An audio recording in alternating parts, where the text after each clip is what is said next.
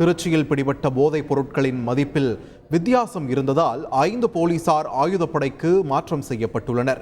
கரூரில் இருந்து போதைப் பொருட்கள் கடத்தப்படுவதாக தகவல் கிடைத்த நிலையில் திருச்சி முக்கொம்பு மேலணை காவிரி ஆற்றுப்பாலத்தில் தனிப்படை போலீசார் வாகன தணிக்கையில் ஈடுபட்டனர்.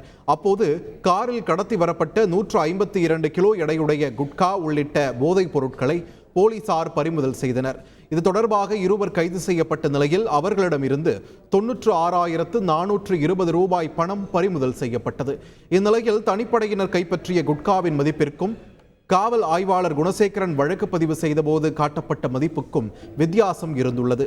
விசாரணையில் தவறு இருந்தது கண்டறியப்பட்ட நிலையில் காவல் ஆய்வாளர் குணசேகரன், தலைமை காவலர் சரவணன், காவலர்கள் சத்தியமூர்த்தி, அருள்முருகன், ரகுபதி ஆகிய 5 பேரை ஆயுதப்படைக்கு மாற்றம் செய்து மாவட்ட காவல்துறை கண்காணிப்பாளர் வருண்குமார் உத்தரவிட்டுள்ளார். செய்திகளை உடனுக்குடன் தெரிந்து கொள்ள உடனே சப்ஸ்கிரைப் பண்ணுங்க.